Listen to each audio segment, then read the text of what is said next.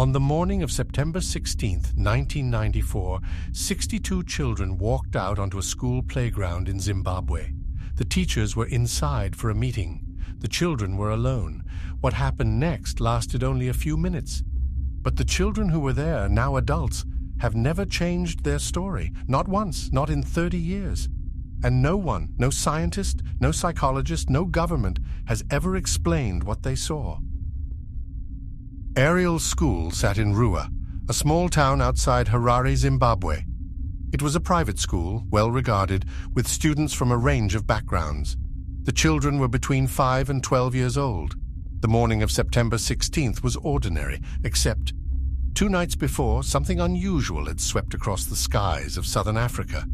Thousands of people across Zimbabwe, Zambia, and Mozambique reported seeing streaks of light moving across the sky. It made the local news. People were talking about it. Nobody connected it to what was about to happen at Ariel School. The children were on their morning break when they noticed something in the scrubland beyond the school boundary, objects, multiple of them, descending from the sky. One came down in the field just past the edge of the playground. It was silver, disc-shaped, about the size of a car. The children watched it land. Some ran, some stayed. The older ones pushed forward to get a closer look. Then the door opened, and something came out. The descriptions from 62 children, interviewed separately in different rooms on different days, were nearly identical. Small figures, black outfits, enormous eyes, long dark hair. The beings walked toward the children. Some of the younger ones screamed and ran for the school building. Others stood frozen. Several children later described the same experience. They made eye contact with one of the beings and they could not look away. They described it as being locked, like something held their gaze open. And then, nothing.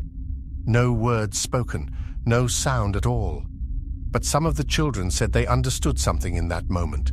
Not through their ears, through their mind.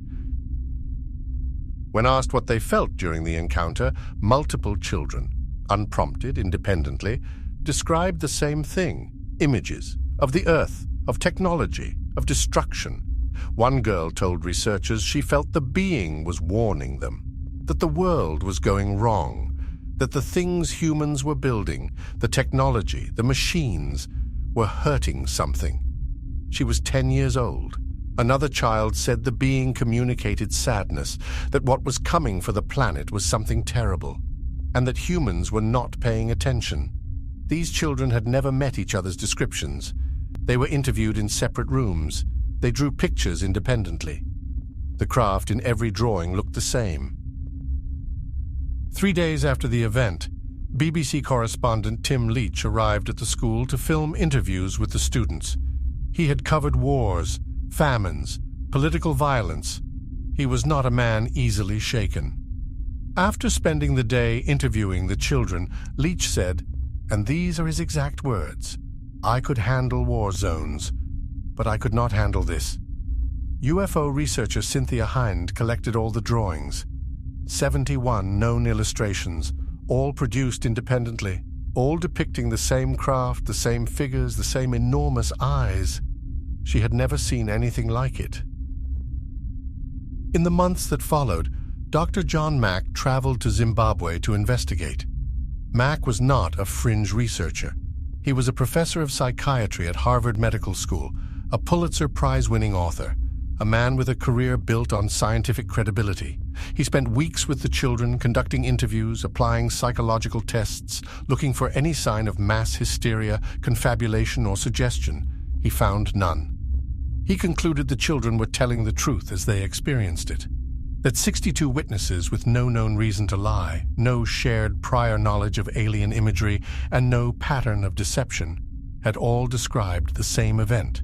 He staked his reputation on it. Harvard launched an inquiry into his methods. He survived it. He continued his research. In 2004, John Mack was struck by a drunk driver in London. He died at the scene.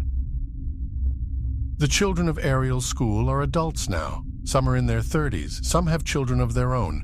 Not one has recanted. When journalists and documentary filmmakers track them down, and many have, They describe the same thing they described in 1994. The silver craft, the beings with the enormous eyes, the gaze they could not break, the message they felt, not heard. No government investigated. No official explanation was ever offered. No one has ever proven it did not happen. 62 children walked onto a playground one morning in Zimbabwe. They are still waiting for the world to take them seriously.